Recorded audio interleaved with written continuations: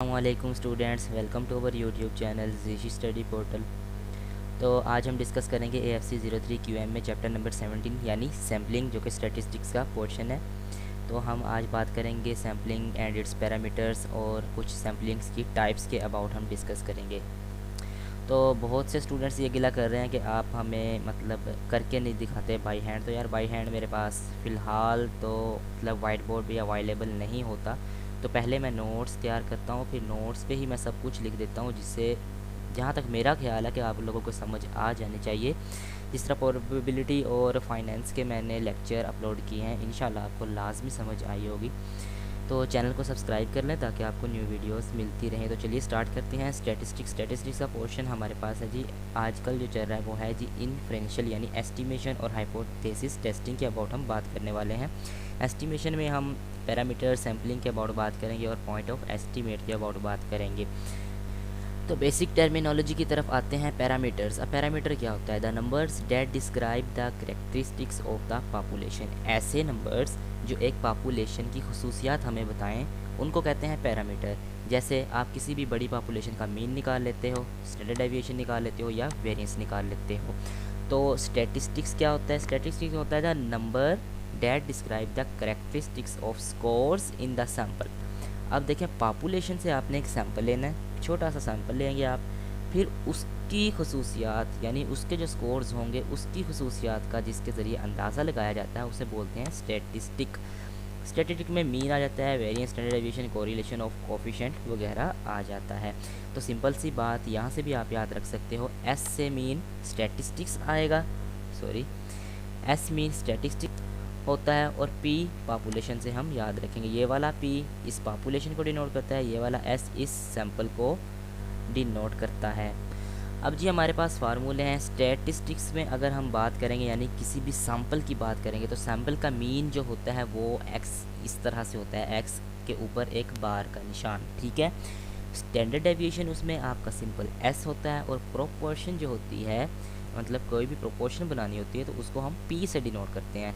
इसी तरह से अगर पैरामीटर्स की बात हो, कंप्लीट पॉपुलेशन की बात हो, तो पॉपुलेशन का मीन हमारे पास ये म्यू यानी माइक्रो भी जिसे कहते हैं कहलाता है, और स्टैंडर्ड डेविएशन हमारी सिग्मा कहलाती है, और ये प्रोपोर्शन जो होती है वो हमारा पाई कहलाता है, ठीक है। अब ये फ्रॉम सैंपल है, सैंपल से ये पैरामीटर्स मतलब डिनोट किए हैं, और ये है जी फ्रॉम एंटायर पॉपुलेशन के लिए आप ये यूज़ करेंगे।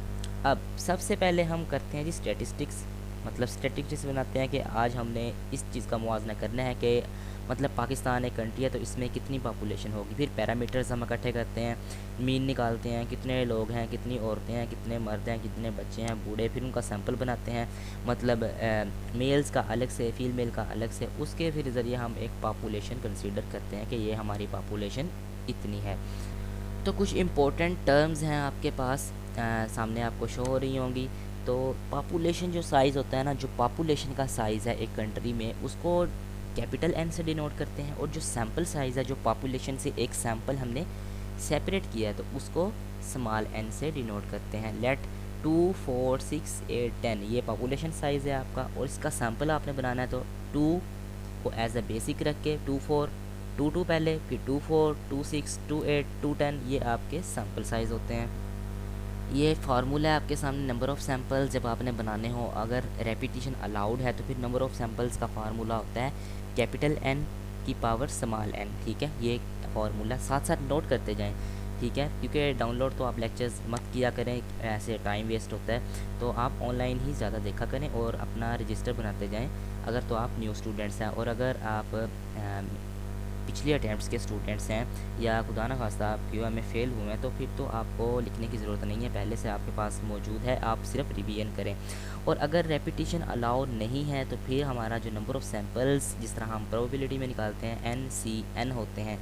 N हमारा टोटल होता है, मतलब पॉपुलेशन आ जाएगी। C हमारा कॉम्बिनेशन होता है कि सैंपल और टोटल पॉपुलेशन का कॉम्बिनेशन। फिर N हमारा जो है वो सिंपल सैंपल को डिनोट करता है, यानी फिर आपका जो आंसर इस तरह से बनेगा 42 = 6। फिर नेक्स्ट हमारे पास कुछ टाइप्स हैं।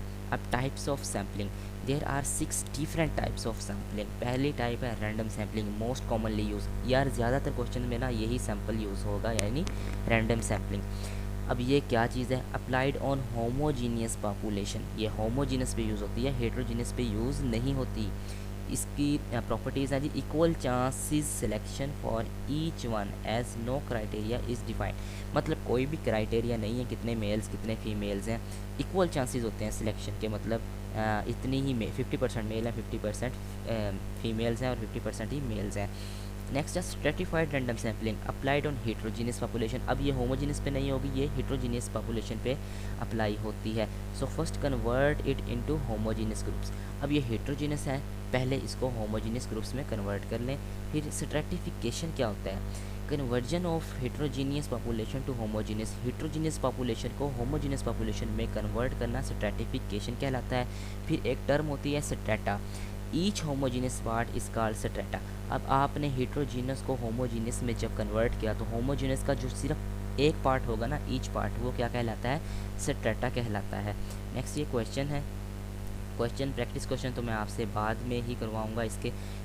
नेक्स्ट है systematic sampling applied on data which is in sequence, अब ऐसा डाटा जो एक सीक्वेंस में आपके पास यानी सिस्टम के तहत चल रहा है उसे कहते हैं systematic sampling. For example invoice book of a shop let, एंड ये आगे क्वेश्चन ही है, ये हम बाद में ही सॉल्व करेंगे, देखिए आप कर सकते हैं, ये मैं फिर भी स्लो मोशन में चला रहा हूँ वीडियो ताकि आप भी कर सकें, ठीक है। क्वेश्चन अगर आपने करना है तो कर लीजिएगा। फिर है जी multi stage sampling drawing a sample from previous samples, देखें पॉपुलेशन से आपने एक सैम्पल निकाला, फिर उस सैम्पल से मज़ीद सैम्पल ड्रा किए, यानी उस सैम्पल से मज़ीद सैम्पल निकाले, तो ये काफ़ी सारी स्टेजेस हो गई ना, तो इसे इसलिए बोलते हैं मल्टी स्टेज सैम्पलिंग।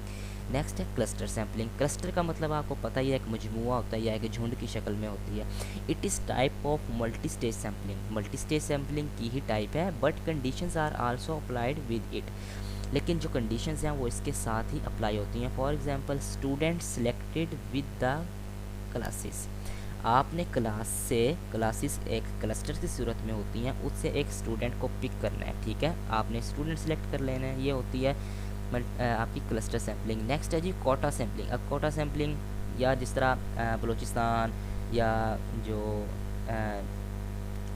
छोटे मोटे इलाके होते हैं वहाँ पे कोटा होता है अफराद के लिए, मतलब माजूर अफराद के लिए, तो इस तरह का मतलब जो सैम्पलिंग की जाती है उसे कोटा सैम्पलिंग कहते हैं। It is a type of stratified random sampling but in it we do not proportionate number of sample from each population, population से नंबर ऑफ सैम्पल्स नहीं बनाने, sample size of each population is already given, क्योंकि stratified में हमारे पास जो sample size होता है वो हमारे पास ऑलरेडी गिवन होता है। नेक्स्ट हम बात कर लेते हैं sampling and non sampling errors. अब एरर क्या होता है, एरर क्या होता है जी, गलती होती है, difference between population and sample result, आपने पॉपुलेशन का रिज़ल्ट निकालना है और सैम्पलिंग का रिज़ल्ट निकालना है, तो उनका जो डिफरेंस होगा, जिस तरह D2 माइनस D1 होता है, X2 माइनस X1 होता है, इस तरह के डिफरेंस को कहते हैं एरर, ठीक है। There are two types of error, अब एक होता है सैम्पलिंग एरर, एक होता है non sampling error. Sampling error क्या है, सैम्पल इज़ रॉन्गली ड्रान, ठीक है, wrong sample types is implied.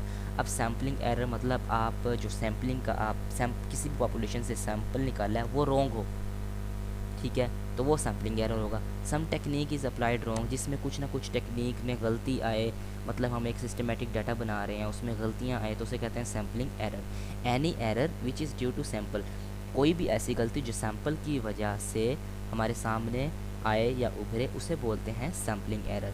Next है non sampling error, sample is drawn correctly, अब जो आपका सैम्पल है वो करेक्टली ड्रा हुआ हो, उसमें कोई मिस्टेक ना हो, but mistake is in calculations. अब देखें जो आपने ड्रा करना है उसमें कोई गलती ना हो, बिल्कुल करेक्ट हो, लेकिन जब उसकी फर्दर कैलकुलेशंस करनी है ना उसमें गलती हो। अब any other reason than sampling is called non sampling errors. Next कुछ इंपॉर्टेंट MCQs हैं जी। Error can never be eliminated completely, ठीक है, एरर कभी भी कम्प्लीटली मुकम्मल तौर पर ख़त्म नहीं होता, but it can be reduce, इसको कम किया जा सकता है। टू रिड्यूस एरर को रिड्यूस करने के लिए सैम्पल साइज़ को इंक्रीज़ करना पड़ता है, जितना आप ज़्यादा सैम्पल साइज़ इंक्रीज़ करेंगे उतना एरर के चांसेस कम हो जाएंगे। तो स्टूडेंट्स ये आज का हमारा लेक्चर है, इंशाल्लाह आपको लाजमी समझ आई होगी, क्योंकि बहुत से स्टूडेंट्स क्या बोल रहे थे व्हाट्सएप ग्रुप्स में मैसेजेस में कि सैम्पलिंग के लेक्चर्स नहीं हैं, उन पे लेक्चर्स अपलोड किए जाएँ, तो यार बहुत मेहनत से मैं आप लोगों को करवा रहा हूँ, मुझे इस काइंडली फ़ीडबैक दिया करें, चैनल को सब्सक्राइब करें, सपोर्ट करें, क्योंकि मैं ही एक वाहिद इंसान हूँ जिसने दाऊद शाहिद की सॉल्यूशंस जो असाइनमेंट है वो अपलोड कर रहा हूँ, बल्कि तकरीबन हाफ़ तो कंप्लीट हो ही गया है, बाकी भी रह गया है। बिज़नेस कम्युनिकेशन की फ़ुल बुक मैंने अपलोड की है यूट्यूब पे, जो कि आज तक नहीं हुई। इस तरह से सैम्पलिंग के कुछ ये इंपॉर्टेंट MCQs, इंपॉर्टेंट टर्म्स मैं आपसे शेयर कर रहा हूँ। इसको नेक्स्ट भी शेयर किया करें और चैनल को ज़्यादा से ज़्यादा देखें और सब्सक्राइब करें। शुक्रिया, अल्लाह हाफिज़।